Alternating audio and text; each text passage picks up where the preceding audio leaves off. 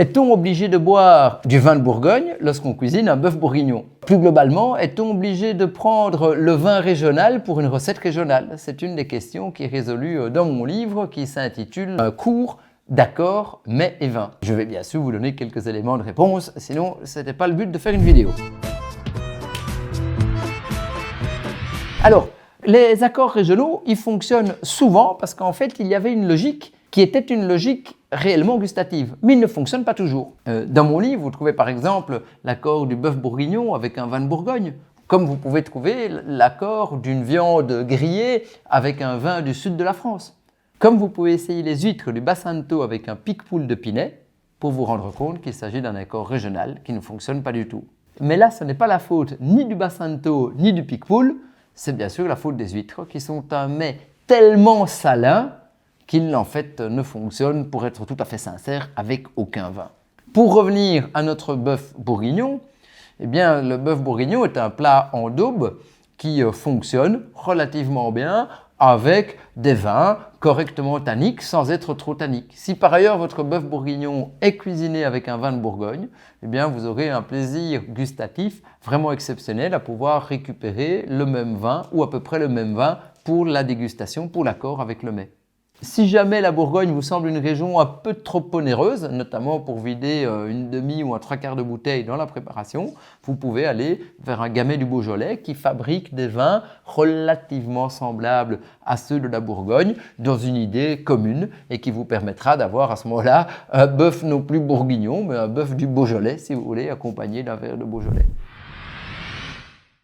Le principe d'un plat en daube, c'est en fait une cuisson entière du produit, donc de la masse de protéines. Quand vous avez un bœuf bourguignon, la pièce de viande est cuite totalement. Et quand vous prenez le morceau de viande en bouche, hormis la daube, vous avez quand même une sensation relativement sèche. Alors elle est atténuée bien sûr par la daube, elle est atténuée par la préparation en daube. Et ce qui fait qu'en bouche, vous avez une texture qui est un assemblage de protéines cuit jusqu'au bout, relativement sec, avec le jus de la préparation.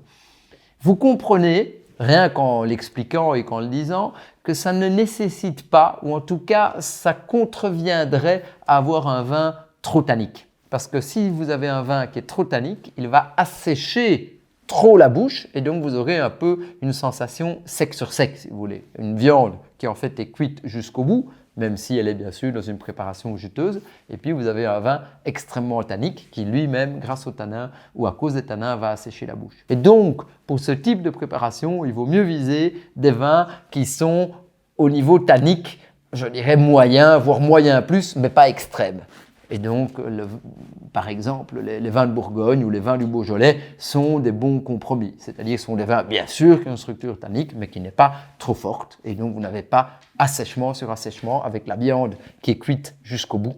Et bien sûr, le vin qui est éventuellement un peu trop sec, un peu trop astringent, un peu trop tannique. Voilà, j'espère que cet accord vous plaira. Et si vous voulez en savoir plus, vous pouvez vous procurer mon livre qui donc s'intitule ce fameux cours d'accords mets et vins et qui en 12 semaines top chrono, comme avec les vidéos entre guillemets, vous mène à l'apprentissage afin de comprendre non pas quels accords fonctionnent, mais pourquoi les accords fonctionnent. C'était vraiment l'objectif pédagogique du livre, d'essayer de vous ouvrir le moteur et de vous faire comprendre comment les accords fonctionnent.